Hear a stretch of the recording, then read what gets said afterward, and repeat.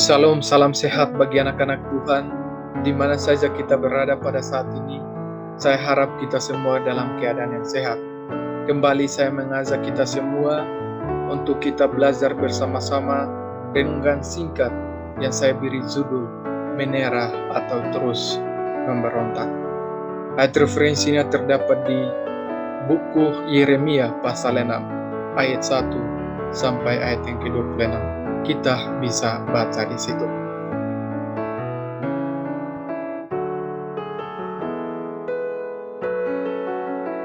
Yeremia pasal 6 ayat 16, di situ dikatakan, "Ambillah tempatmu di jalan-jalan dan lihatlah, tanyakanlah jalan-jalan yang dahulu kala.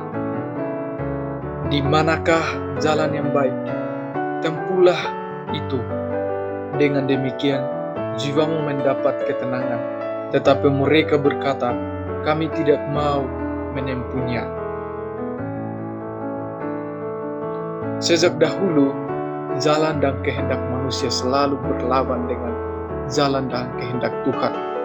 Manusia lebih memilih untuk mengikuti jalan dan kehendaknya sendiri daripada mereka harus tunduk kepada kehendak Tuhan dan mengikuti jalannya. Tuhan mengutus Yeremia untuk memperingatkan dan menegur bangsa Israel untuk segera bertobat dari pemberontakannya. Tetapi apa respon daripada bangsa Israel pada saat itu?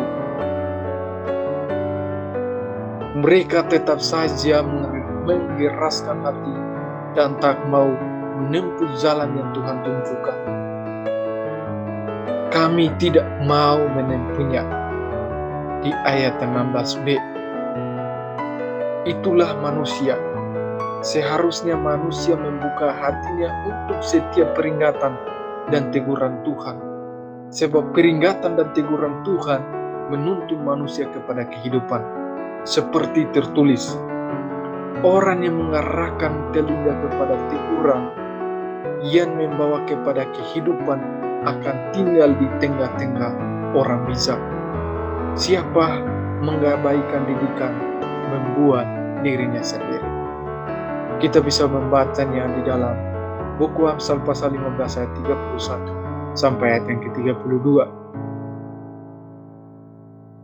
Tetapi manusia menolak perdamaian yang diberikan Tuhan, dan dengan congkaknya mereka mau berjalan menurut kehendaknya sendiri.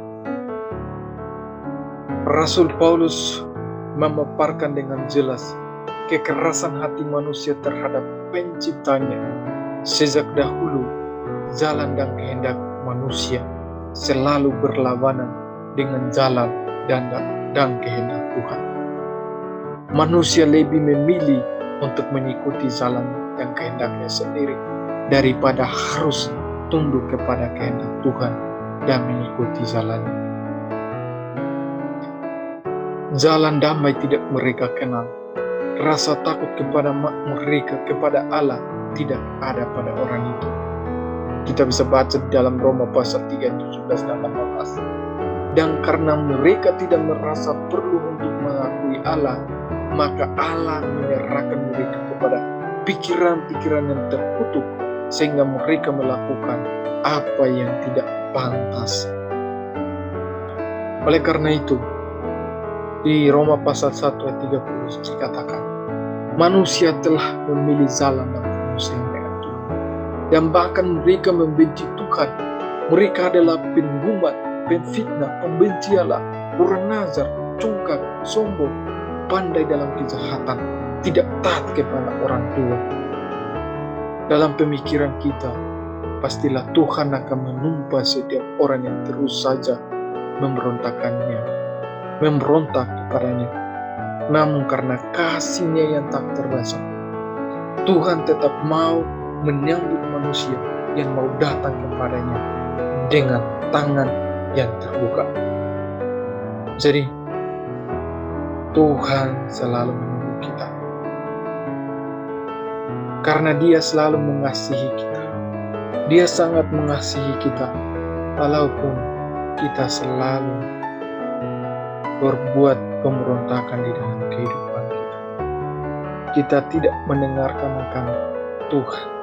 Kita tidak mau untuk berdamai. Kita melakukan hal-hal yang jahat di mata Tuhan. Tuhan tetap sabar karena Dia mengasihi dan Dia ingin mengajak kita kembali. Tangannya yang terbuka, Dia akan menerima kita kalau kita ingin kembali kepada-Nya. 2 Petrus 3 ayat 9 dikatakan, Tuhan sabar terhadap manusia karena Ia tidak menghendaki kita binasa. Kesempatan telah diberikan kepada Bapa Allah kepada manusia, tapi keputusan tetap ada pada diri kita, menyerah atau tetap memberontak. Kiranya ini bisa mengantar kita, membuka pikiran kita untuk kita memilih apakah kita mau untuk menyerah dari perbuatan-perbuatan yang jahat, yang tidak baik, untuk kembali kepada Tuhan, atau kita mau tetap lanjut untuk memberontak. Kiranya kita bisa baca itu. Dia di atas tadi kita udah membahas, mungkin itu bisa menolong. Artinya bahwa Tuhan selalu sabar walaupun diri kita selalu jahat di hadapannya. Walaupun kita tidak mendengar, Dia selalu sabar untuk menunggu kita kembali. Tangannya terbuka untuk menerima kita. Kalau kita mau, kita datang kepada-Nya.